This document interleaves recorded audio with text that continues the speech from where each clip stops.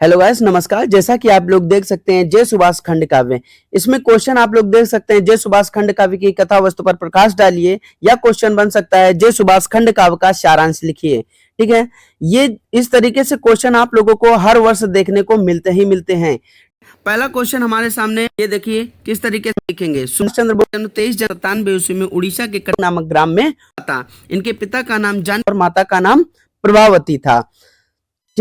ये जो जय सुभाष खंड काव्य है ये विनोद चंद्र पांडे द्वारा लिखा गया हुआ है।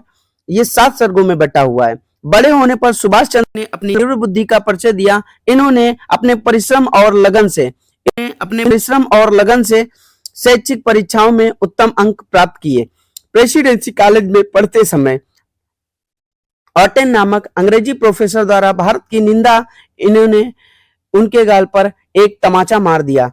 क्यों मार दिया था? क्योंकि वो भारतवासियों की निंदा कर रहा था। इस वजह से सुभाष चंद्र बोस ने उसके गाल पर तमाचा मार दिया। देशभक्ति एवं साहस का अद्भुत उदाहरण दिया। इन्होंने बीए की परीक्षा तथा विदेश जाकर आईसीएस की परीक्षा प्रथम श्रेणी में उत्तीर्ण की। महात्मा गांधी और देशबंधु चित्तरंजन दास के प्रभावित होकर सरकार द्वारा प्रदत्त आईसीएस के उच्च पद को त्याग कर स्वतंत्रता संग्राम में सम्मिलित हो गए। जब ये पहले सर्ग की बात है, जब ये आईसीएस की परीक्षा प्रथम श्रेणी में उत्तीर्ण की और ये तब उस टाइम में बाहर थे। ठीक है, अब वहां पर रहकर भारत के देख कर पाना संभव नहीं था, ऐसे इन्होंने आईसीएस का पद त्याग दिया था। द्वितीय सर्ग की बात कर लेते हैं। द्वितीय काव्य के सर्ग में सुभाष ने भारत के स्वतंत्रता आंदोलन में सक्रिय भाग लेने का वर्णन किया गया है। इसमें स्वतंत्रता संग्राम में या स्वतंत्रता आंदोलन में भाग लिया है उसके बारे में दिया हुआ है। सन 1921 ईस्वी के नेतृत्व में असहयोग आंदोलन व्यापक रूप से चल रहा था। उन्हीं दिनों देशबंधु चित्तरंजन दास ने एक नेशनल कॉलेज की स्थापना की, जिसका प्रधानाचार्य सुभाष चंद्र बोस को नियुक्त कर दिया गया।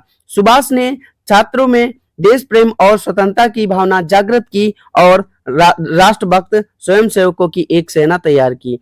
ये पंडित मोतीलाल नेहरू द्वारा स्थापित स्वराज पार्टी के प्रबल समर्थक थे। इन्होंने दल के कई प्रतिनिधि को कौंसिल में प्रवेश कराया। इन्होंने कलकत्ता महापालिका का खूब विकास किया। सरकार ने इन्हें अकारण ही अलीपुर जेल में डाल दिया।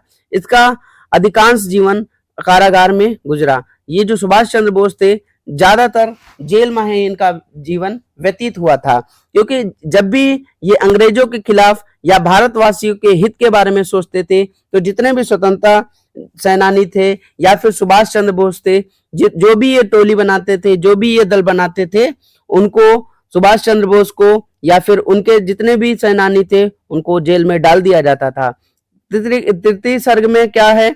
सन 1928 से आरंभ होता है। सन 1928 में जब 46वां अधिवेशन पंडित मोतीलाल नेहरू को अध्यक्ष बनाया गया, इसी समय लोगों को संगठन कुशलता का परिचय मिला। इसके बाद सुभाष को कलकत्ता नगर का मेयर निर्वाचित कर दिया गया। इन्होंने पुनः सभाओं के भाषण दिए। सुनकर शिवनी, भुआली, अलीपुर और मांडले जेल में भेजकर इनको यातनाएं दी गईं, जिससे इनका स्वास्थ्य बिगड़ गया।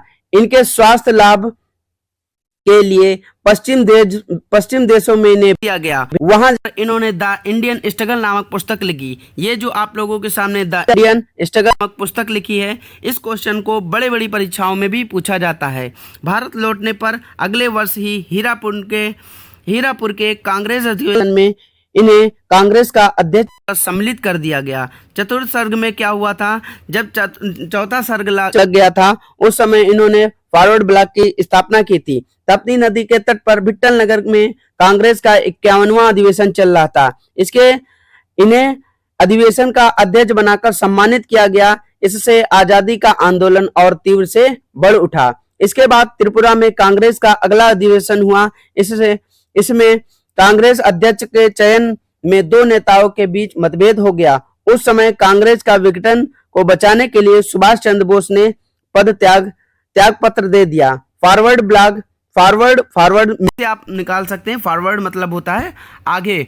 इसी तरीके से फॉरवर्ड ब्लॉक क्या हो जाएगा? अप्रगामी। इसमें अप्रगामी लिखा हुआ है, अग्रामी दल भी बोल सकते हैं। ठीक है, की स्थापना की। अब सुभाष चंद्र बोस सबकी सलाह और आशा के केंद्र बने, सबके प्रिय नेताजी बन गए। निष्कर्ष के रूप में यह कहा जाता है कि अपनी मातृभूमि को कराने के लिए बोस अंग्रेजी सरकार की यातनाओं को निरंतर सहन करते रहे। पांचवें सर्ग की बात करते हैं। पांचवें सर्ग में क्या था, जब सुभाष चंद्र को बहुत ज्यादा नजरबंद कर लिया गया, मतलब कहीं भी आना जाना सब ये अंग्रेजों की देखरेख में करते, तब इन्होंने क्या किया, सुभाष चंद्र बोस जब घर में नजरबंद थे तब सरकार ने इनकी समस्त गतिविधियों पर कड़ा प्रतिबंध लगा दिया।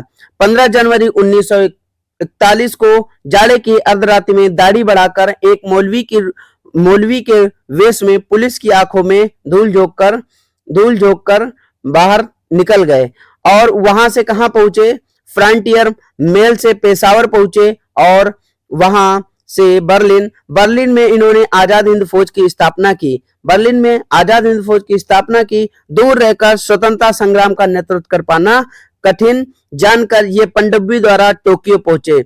जापानियों ने इन्हें पूरा सहयोग दिया। सहगल, शहनवाज, ढिल्लन, लक्ष्मीबाई ने वीरता से इन्हें सेना का नेतृत्व किया। सुभाष ने दिल्ली चलो का नारा हर दिशा में गूंज रहा था।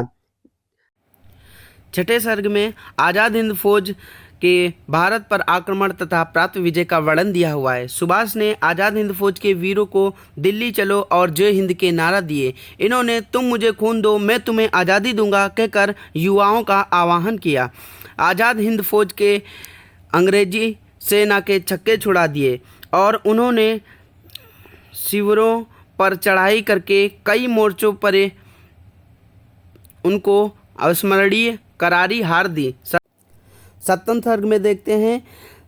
सप्तम सर्ग में क्या है, विश्व युद्ध में जर्मनी तथा जापान की पराजय का चर्चा किया गया है। संसार में सुख दुख और पराजय और जय का चक्र चलता ही रहता है। अंग्रेजों का पलड़ा धीरे धीरे भारी होने लगा और आज़ाद हिंद फौज की पहले जय जयकार हो रही थी, बाद में पराजय होने लगी। अगस्त 1945 ईस्वी में जापान के हिरोशिमा नागासाकी नगर में अमेरिका द्वारा अणुबम गिरा दिया गया। जापान ने मानवता की रक्षा के लिए जनहित में आत्मसमर्पण कर दिया। 18 अगस्त 1945 ईस्वी में ताइहोक में इनका विमान आग लगने के कारण दुर्घटनाग्रस्त हो गया। सुभाष भी नहीं बचे। जब तक सूर्य, चंद्र और तारे रहेंगे, भारत में घर घर में सुभाष चंद्र बोस यश के रूप में अमर रहेंगे।